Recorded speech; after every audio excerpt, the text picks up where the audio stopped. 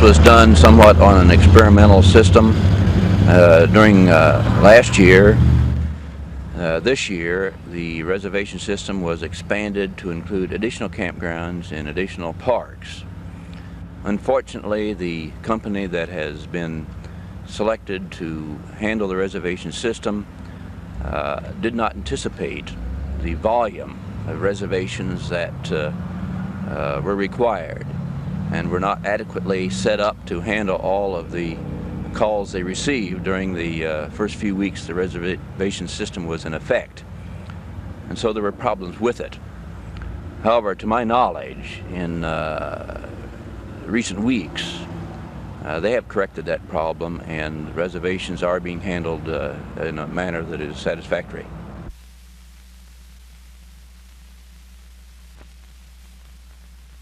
Fortunately, the funds are not available to develop any new facilities in the parks in the Midwest.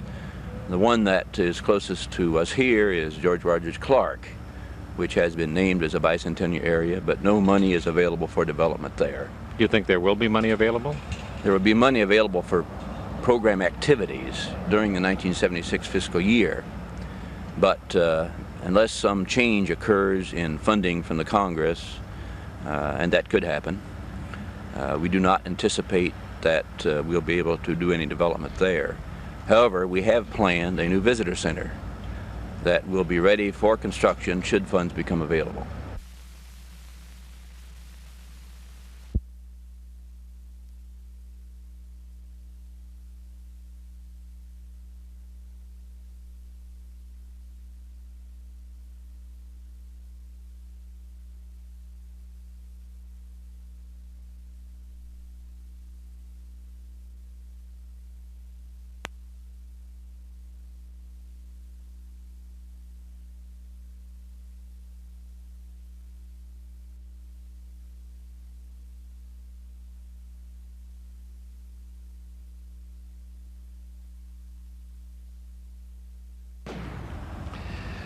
Mr. Hendrix, what are the plans for the bicentennial?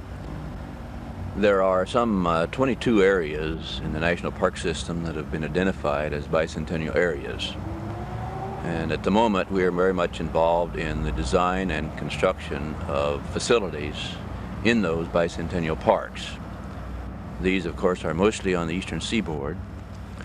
Approximately $100 million has been programmed by the Congress for development in these bicentennial areas.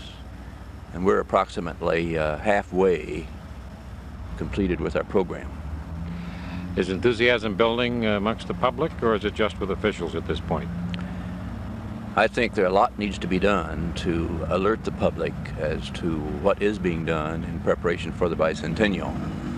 Unfortunately, I fear that many of the bicentennial groups throughout the country, both national and state, have not been able to communicate properly what they're planning for the bicentennial year. I think the Park Service is well on its way to do our part in preparing for that year. How are you publicizing your events? There is a group working in our Washington office through various public relation programs, through all types of the media, to advertise the bicentennial events that are being scheduled for 1976 year. Can you give us some specifics, say in the Midwestern area? Well, the units in the National Park System in the Midwest that are involved in the bicentennial, unfortunately, are not included in our program with regard to development. Now, each unit in the National Park System will be prepared to have some sort of active program for the year.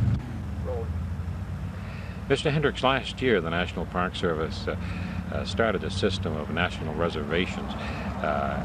They've had some problems this year. Can you tell us about it? Are you connected with it in any way first? I'm not connected with it directly. However, I have some acquaintance with the system. These reservations are strictly for campgrounds in certain selected national parks. There is a national number that can be called, and reservations also can be made through correspondence. But at this time, they're having no major problems, nothing like where they were having 2,000 calls a day and could only handle 500. That's correct. It was bad just before the 4th of July, when many people were interested in reservation for the 4th of July weekend. And that was a bad scene.